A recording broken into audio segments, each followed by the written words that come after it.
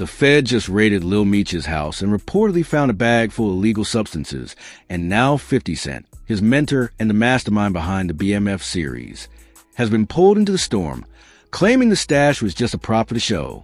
But now he's in custody, and while the streets are in shock, they already know one thing: Fifth won't be locked up for long. So here's the scoop, and trust me when I say this is a type of news that shakes the internet, cracks the pavement, and has every barbershop from Brooklyn to Compton buzzing. Just when we thought things were going smooth for Lil Meech, the rising star who took the world by storm with the portrayal of his own father in the hit series BMF, the feds decided to crash the party, literally.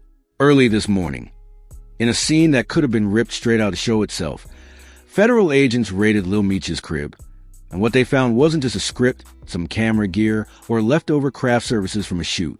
Nah, it was something way heavier.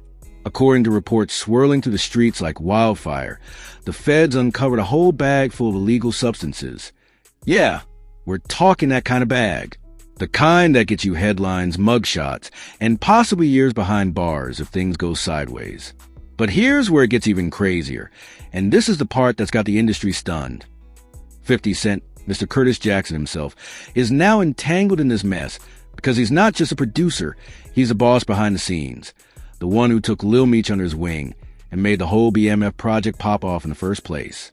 So when the news broke and everyone started pointing fingers, Fifth didn't flinch. Nah, he stepped up and told them straight, that bag, it's for production. It's a prop. But you already know the feds don't play when it comes to allegations like this, especially when it involves high-profile names and street legends reborn on screen. Now, 50 Cent is being held in custody, not officially charged yet, but definitely not free to walk out and hit the studio either. And even though the headlines might be screaming 50 Cent arrested, the streets are whispering something different. He's going to be out in no time. Because if you know Fifth, you know he moves like a chess master. He don't make a move unless he's already 10 steps ahead. But let's rewind the tape real quick and talk about how he got here. Lil Meech, son of the infamous Big Meech, has been on a meteoric rise ever since he stepped into the role as Pops on BMF. From the jump, there were skeptics. People saying he was just playing himself, that he wasn't really an actor, that this was all just nepotism at work. But Meech proved them wrong. He brought charisma, authenticity, and raw energy to the screen. People started seeing him not just as Meech's son, but as a star in his own right. And behind that rise, none other than 50 Cent, the mogul who turned his own rap beefs into branding campaigns and turned TV scripts into cultural movements. So when Fifth picked Lil Meech and said, "You're gonna play your father," he wasn't just casting, he was handing over a legacy. But with legacy comes pressure, and with pressure comes attention, and with attention comes scrutiny. And now, with the feds at the door and a bag full of substances in the evidence room, that scrutiny just went nuclear. The details are still murky. No official statement from Meech's team yet. No footage of the raid, just whispers and leaks from sources close to the investigation. But what's being said, loudly and often, is that the bag found at Meech's place had more than just weed. We're talking pills, white powder, the type of stash that could seriously derail a rising career. But here's where it flips again, because Fifth, in classic 50 Cent fashion, ain't playing victim.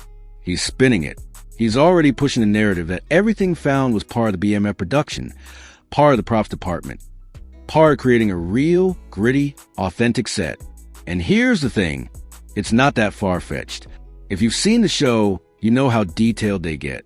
The cars, the cash, the substances, the energy, it's all immersive.